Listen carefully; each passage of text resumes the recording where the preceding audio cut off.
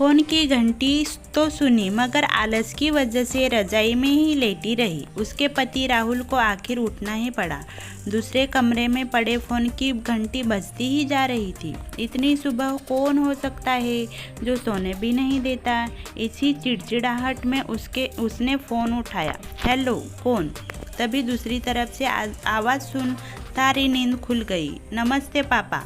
बेटा, बहुत दिनों से तुम्हें मिले नहीं, सो हम दोनों 11 बजे की गाड़ी से आ रहे हैं। दोपहर का खाना साथ में खाकर हम 4 बजे गाड़ी से वापस लौट जाएंगे। ठीक है। हाँ पापा, मैं स्टेशन पर आपको लेने आ जाऊंगा।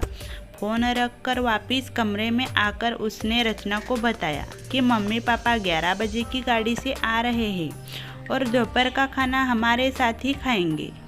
रजाई में घुसी रचना का पारा एकदम ही 7वें आसमान पर चढ़ गया। कोई इतवार को भी नहीं सोने देता। अब सबके लिए खाना बनाओ। पूरी नौकरानी बना दिया है। गुस्से से उठी और बाथरूम में घुस गई। राहुल हक्का बक्का हो उसे देखता ही रह गया। जब वो बाहर आई तो राहुल ने पूछा, क्या बनाओगी? गुस्से से भरी रचना ने तुनक के जवाब दिया, अपने को तल के खिला दूंगी। राहुल चुप रहा और मुस्कुराता हुआ तैयार होने में लगा। स्टेशन जो जाना था। थोड़ी देर बाद गुस्सेल रचना को बोल कर वो मम्मी पापा को लेने स्टेशन जा रहा है। वो घर से निकल गया। रचना गुस्से में बड़बड़ाते हुए खाना बना रही थी। दाल सब्जी में नमक मसाले ठीक है या नहीं परवाह किए बिना बस करछी चलाए जा रही थी। कच्चा पका खाना बेसन के पराठे तलने लगी, तो कोई कच्चा तो कोई जला हुआ। आखिर उसने सब कुछ ख़त्म किया। नहाने चली गई। नहा के निकली और तैयार हो सोफे पर बैठी मैगजीन के पन्ने उलटने लगी। उसके मन में तो बस यह चल रहा था कि सारा संडे खराब कर दिया। बस अब तो आए, खाए और वापिस जाए। थोड़ी देर में घर की घंटी बजी तो बड़े बेमन से उठी और दरवाज़ा खोला। दरवाज़ा खुलते ही उसकी आंखें हैरानी से फटी की फटी रह गई और मुंह से एक शब्द भी नहीं निकल सका। सामने राहुल के नहीं, उसके मम्मी पापा खड़े थे, जिन्हें राहुल स्टेशन से लाया।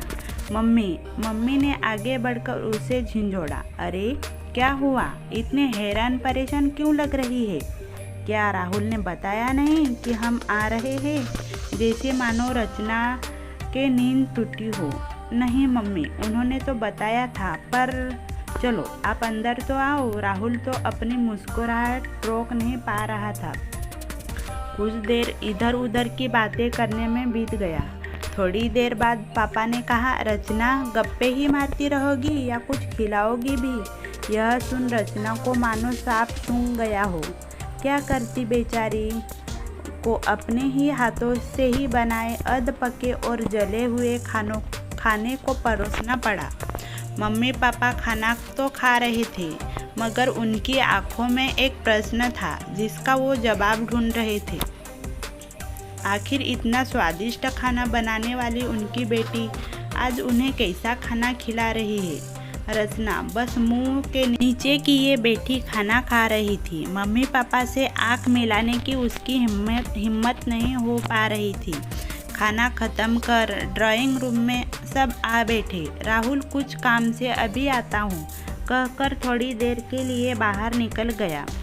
राहुल के जाते ही मम्मी, जो बहुत देर से चुप बैठी थी, बोल पड़ी, क्या राहुल ने बताया नहीं था कि हम आ रहे हैं? तो अचानक रचना के मुंह से निकल गया, उसने सिर्फ यह कहा था कि मम्मी पापा लंच पर आ रहे हैं। मैं समझी उनके मम्मी पापा आ रहे हैं।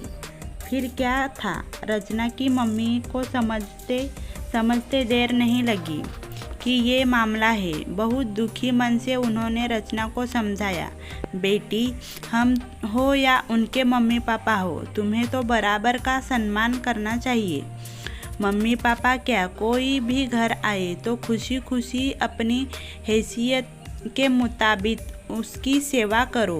बेटी, जितना किसी को सम्मान दोगी उतना तुम्हें ही प्यार और इज्जत मिलेगी। जैसे राहुल हमारी इज्जत करता है उसी तरह तुम्हें भी उसके माता पिता और संबंधियों की इज्जत करनी चाहिए। रिश्ता कोई भी हो, हमारा या उसका, कभी फर्क नहीं करना। रचना की आंखों में आंसू आ गए और अपने को शर्मिंदा महसूस कर उसने मम्मी को वचन दिया कि आज के बाद फिर ऐसा कभी नहीं होगा। दोस्तों, कहानी अच्छी लगी तो लाइक और सब्सक्राइब करो।